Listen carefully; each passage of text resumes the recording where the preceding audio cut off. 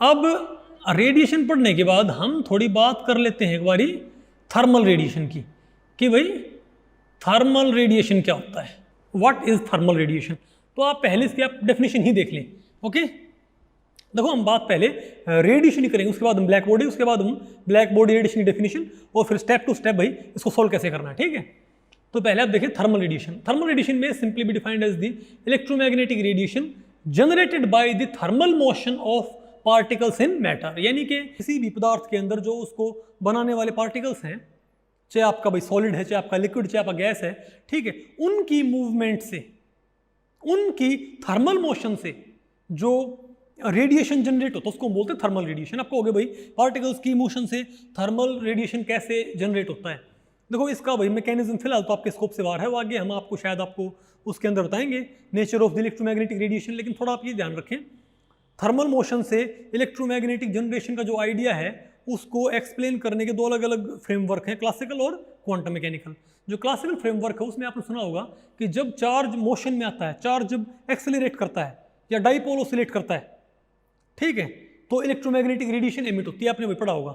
और क्योंकि सभी मटेरियल्स के अंदर चार्ज होता है, आपको पता है भाई वहाँ पर इलेक्ट्रॉन्स हैं, वहाँ पर प्रोटॉन्स हैं, तो जब आप किसी चीज़ को हीट सप्लाई करते हो, उसको आप गर्म करते हो, तो उसके जो कॉन्स्टिट्यूएंट पार्टिकल्स उनके अंदर मूवमेंट स्टार्ट होती है, उनके अंदर भाई मोशन स्टार्ट होती है। और ये मोशन स्टार्ट होने के बाद उसके अंदर एक तरह से चार्ज की भी मोशन शुरू हो जाती है। चार्ज उसके अंदर भाई एक्सेलरेट करता है और ऑसिलेटिंग डाइपोल्स क्रिएट होते हैं जिनसे इलेक्ट्रोमैग्नेटिक रेडिएशन जनरेट होती है। इसको बोलते हैं थर्मल रेडिएशन। मैंने आपको सिर्फ थोड़ा क्लासिकल पर्सपेक्टिव आपको बताया, लेकिन बात आपको भाई ये क्लियर होगी कि थर्मल रेडिएशन क्या होता है। किसी भी चीज़ को गर्म करने पर थर्मल मोशन की वजह से जो वहाँ पर एक तरह से इलेक्ट्रोमैग्नेटिक रेडिएशन जनरेट होती है उसको बोलते हैं थर्मल रेडिएशन। एक बार आप इनकी कैरेक्टरिस्टिक्स देख लें, ठीक है। ये हालांकि ये काफ़ी लंबे अंतराल में हमने भाई पता लगाया था कि भाई इसकी क्या क्या फीचर्स होती हैं। हम इनको वन बाय वन आगे डीपली करेंगे डिस्कस, ठीक है। तो पहले देखते हैं पहली कैरेक्टरिस्टिक थर्मल रेडिएशन की। Every matter at a temperature greater than absolute zero emits thermal radiation. पहली चीज़ तो क्या भाई कि हर एक चीज़ जिसका भी टेम्परेचर 0 केल्विन से ज़्यादा है वो थर्मल रेडिएशन एमिट करेगा ही करेगा, उसको आप मना नहीं कर सकते, ठीक है। ये उसका भाई उसकी प्रॉपर्टी है। जैसे भाई मेरा बॉडी टेम्परेचर आपको पता है 37 डिग्री सेल्सियस है, ठीक है।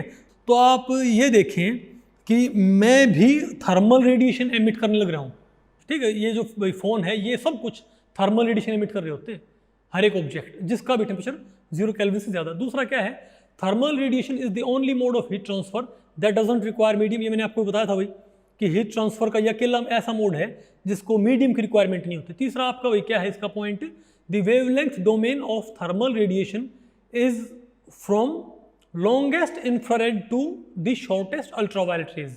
यानी कि जो थर्मल रेडिएशन एमिट होता है उसकी रेंज क्या होती है भाई आपको पता है। जो इलेक्ट्रोमैग्नेटिक स्पेक्ट्रम होता है उसमें आप भाई उसमें उसकी बहुत वाइड रेंज होती है डिपेंडिंग अपॉन वेवलेंथ, ठीक है।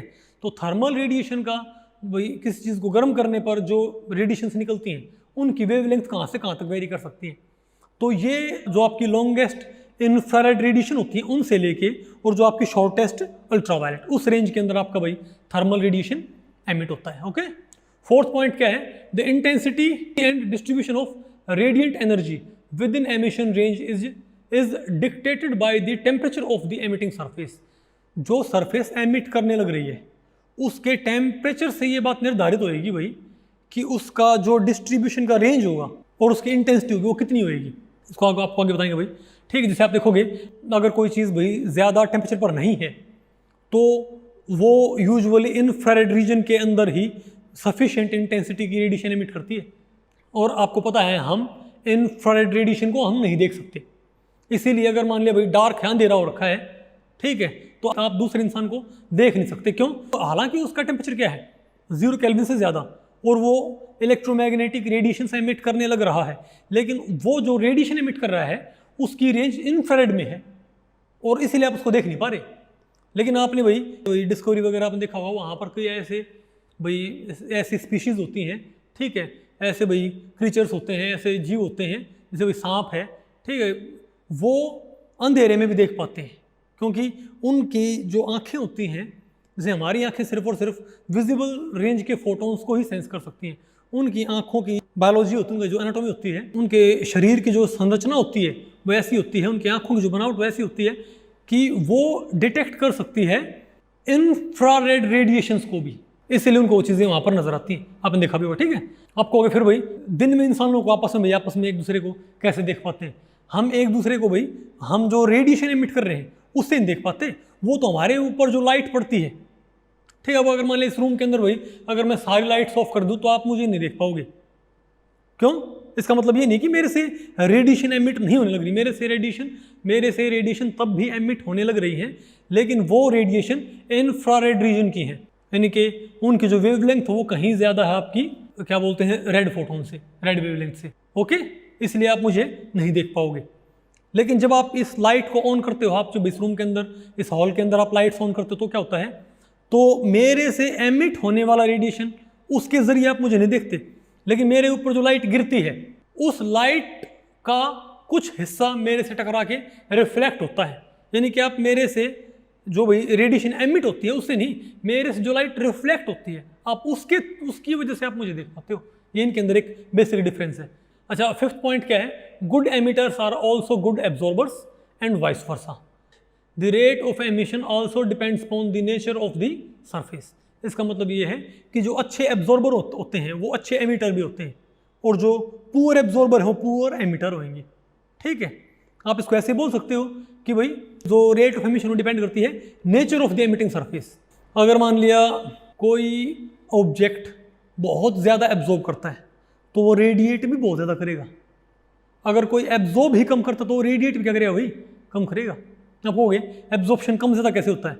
देखो, एक तो हमारे पास बहुत ज़्यादा एक पॉलिश्ड सरफेस हो, ठीक है, वो कम एब्जॉर्ब करती है, और एक हमारे पास बिल्कुल ब्लैक सरफेस हो और पॉलिश ना कर रखी हो उसके ऊपर, तो वो क्या करती है, वो रिफ्लेक्ट कम करती है और एब्जॉर्ब ज़्यादा करती है, इजंट इट।